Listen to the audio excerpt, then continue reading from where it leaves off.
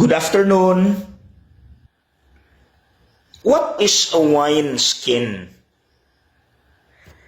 During the old times, a wine skin was used as a container for wine.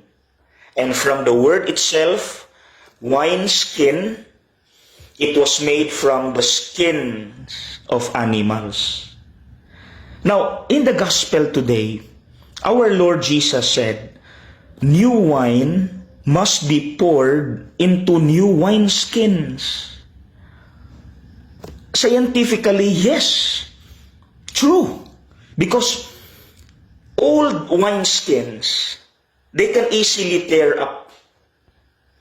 And new wine are heavy in volume.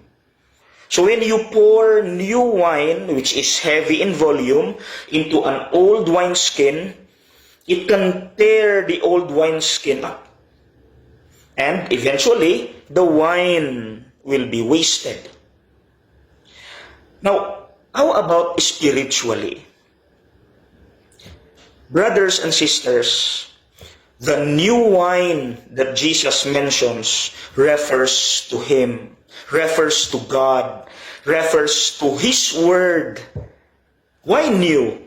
Because Jesus, God, the words of God will always be new, will always be applicable, fresh, relevant until the end of time, forever and ever.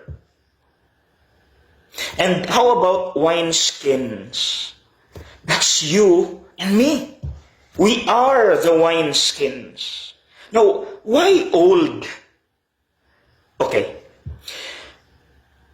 We know deep inside, we are sinners.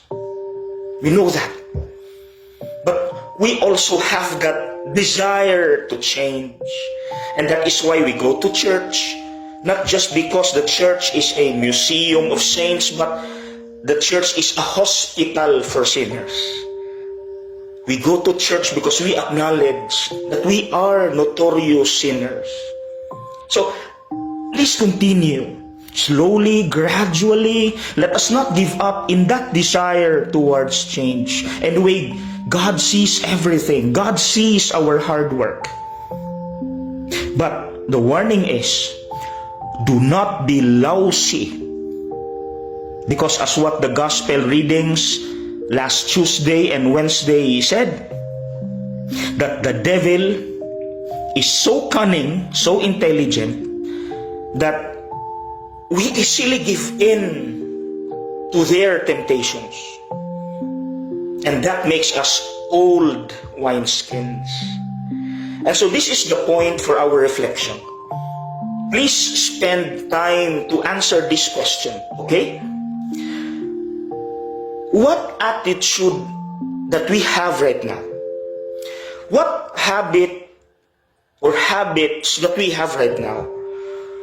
Or what actions are we doing right now which we love doing? We are comfortable doing it. But a sin, it's a sin. But we can't give up because we are still comfortable with it. We still love doing it, although we know it is a sin, it is wrong.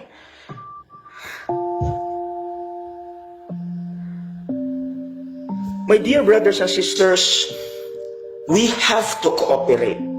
Otherwise, again, as what Jesus said, if we remain in our old habits, our old sins, our favorite sins, we are like old wineskins. And His words, ever new, ever fresh, will be wasted if we do not cooperate. No matter how many times we go to church, how many times we pray, if we do not cooperate, the word of God that we receive will be wasted. Because, again, as what the gospel said, the last sentence, we love the old ones. We cannot simply let go of our favorite sins because we love doing it, although we know they are wrong.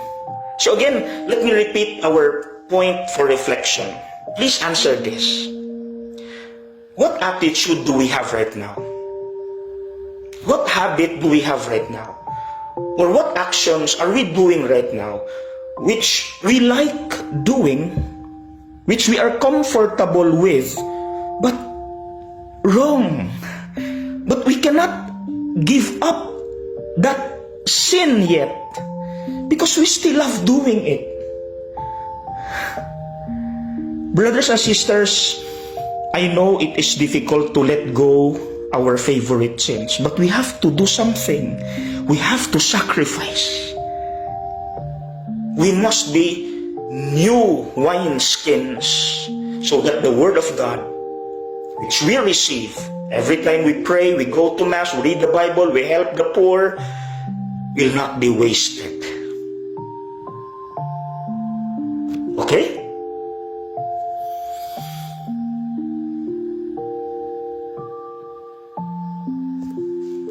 God bless.